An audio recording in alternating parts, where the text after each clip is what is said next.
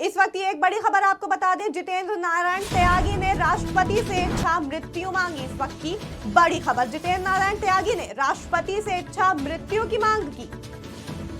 कट्टरपंथी मौलाना और मुस्लिम पुलिस अधिकारी पर लगाया आरोप, जिसके चलते इतनी बड़ी मांग की। फर्जी मुकदमा करके प्रताड़ित करने का आरोप लगाया। साल 2021 में किया था धर्म परिवर्तन जितेंद्र नारायण त्यागी ने। वहीं इस वक्त की बड़ी खबर आपको बता रहे हैं, जितेंद्र नारायण त्यागी ने राष्ट्रपति से इच्छा मृत्यु की मांग की है। कट्टरपंथी मौलाना और मुस्लिम पुलिस अधिकारी पर आरोप लगाया।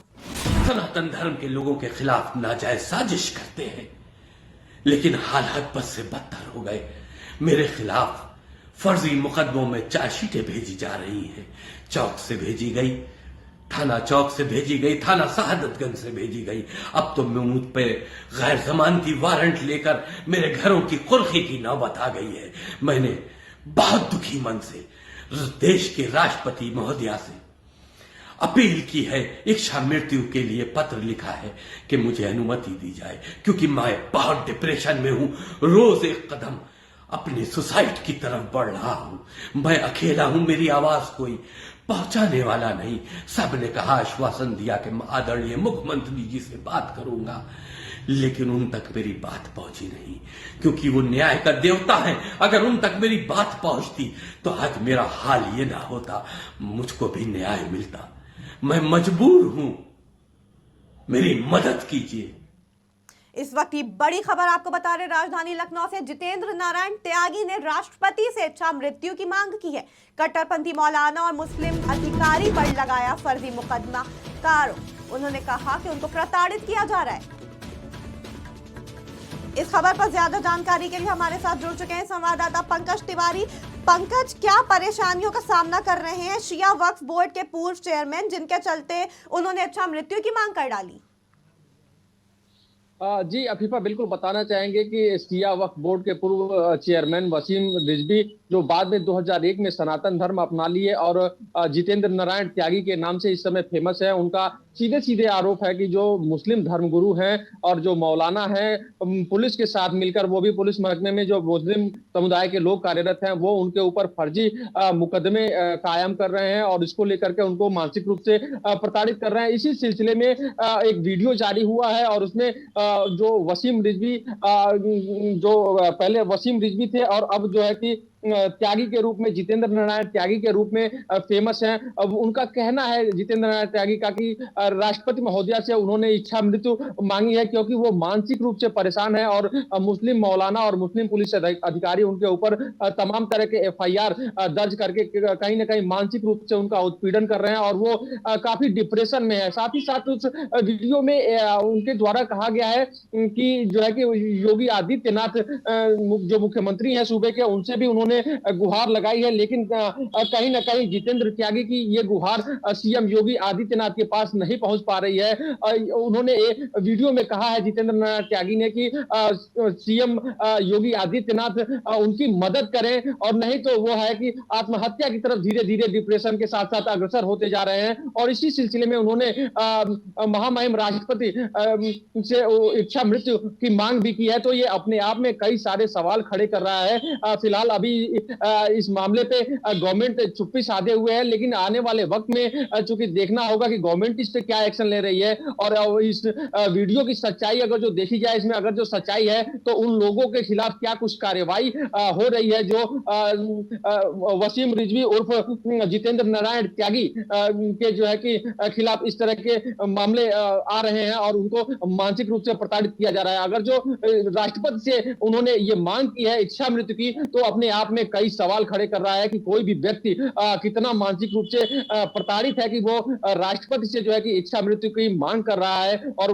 वीडियो वायरल करके कह रहा है कि मैं मानसिक रूप से परेशान हूं और अपनी मौत की तरफ, अपनी आत्महत्या की तरफ अग्रसर होता जा रहा हूं। तो ये अपने आप में कई सारे सवाल खड़े कर रहा है ये वीडियो। और यूपी गवर्नमेंट के ऊपर भी ढेर सारे सवालिया निशान खड़े हो रहे हैं कि जब वो मांग कर रहे हैं बार बार मुख्यमंत्री योगी आदित्यनाथ से कि उनकी बात को सुना जाए, तो आखिर जो है कि मुख्यमंत्री योगी आदित्यनाथ तक उनकी बात पहुंच क्यों नहीं पा रही है, और जो पुलिस महकमे के लोग हैं, जो पुलिस अधिकारी हैं, आखिर उनकी बात को क्यों नहीं सुन रहे हैं। तो ढेर सारे सवाल है, देखना होगा कि सरकार इस पर क्या एक्शन ले रही है। पंकज, जितेंद्र नारायण त्यागी का कहना है कि उनके ऊपर फर्जी मुकदमे चलाए जा रहे हैं, तो उनके ऊपर ऐसे कौन से मुकदमे चल रहे हैं जिसकी वजह से वो उन्हें इतनी प्रताड़ना झेलनी पड़ रही है?